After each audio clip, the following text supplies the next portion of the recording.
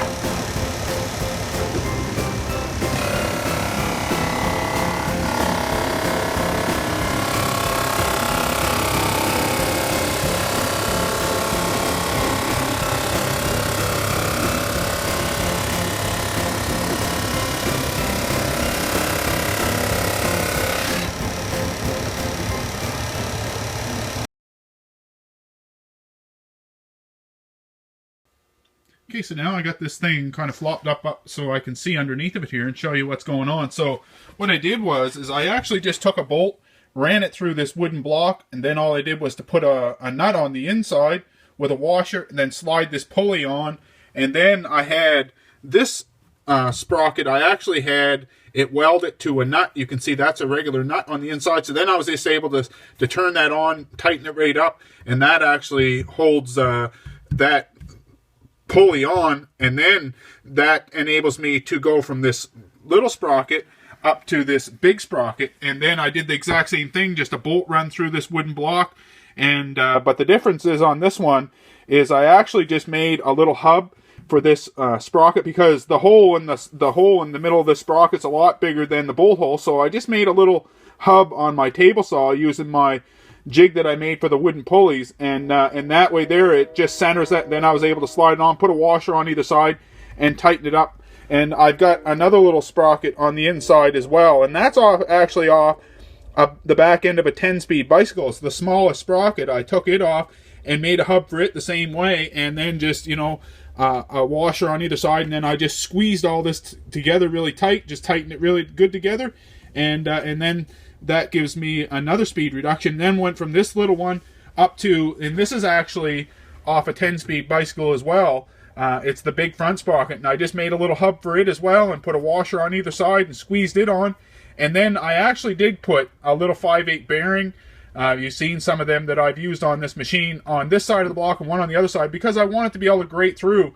And I had to use threaded rod on this one because I wanted to be able to put a sprocket on this side and then one on the other side as well, because I want it to be able to put all the guts on the inside. It keeps it out of the way. And now this little sprocket here, the same thing. I just made a hub and put a washer on either side and squeezed it, and then that went up to my feed roller hub.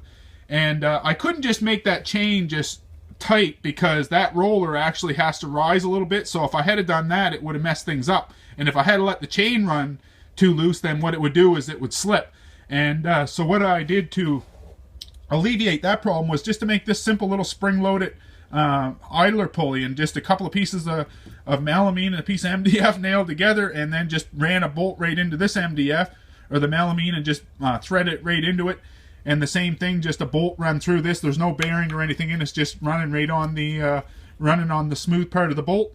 And then to spring load it, I just used a spring out of one of them little hand clamps there, and just put a screw in, and then just tensioned it against it. So now when the roller rises, it would allow this to move a little bit, and then it would still keep the tension on the chain. So really pretty simple, and you know, it makes it a lot. If you've seen my other video showing this machine with the other power feeder with the drill, this just makes it so much neater. Plus this 1/3 horsepower motor has a lot more power, and it's a lot quieter. There's no comparison. So what I'll do now is start it up and show you it running. So there you can see my 1725 motor down there. This pulley's got a little bit of flop to it, but it's not going to hurt anything. My hole through the pulley, this is one of my first big wooden pulleys.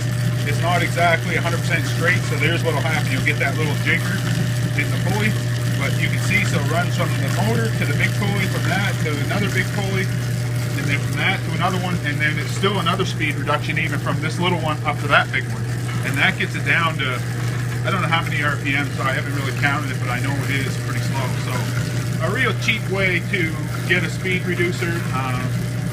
And this machine, I believe this is going to last. It seems to be running real good. The other way just wasn't good enough. It just didn't stay together. But this shouldn't give me any troubles, I wouldn't think. But if it does, I'll be sure to shoot you guys a video to show you how I fixed it. So hopefully you guys are having fun watching. Hopefully you'll keep tuning in. And I thank you for watching this video.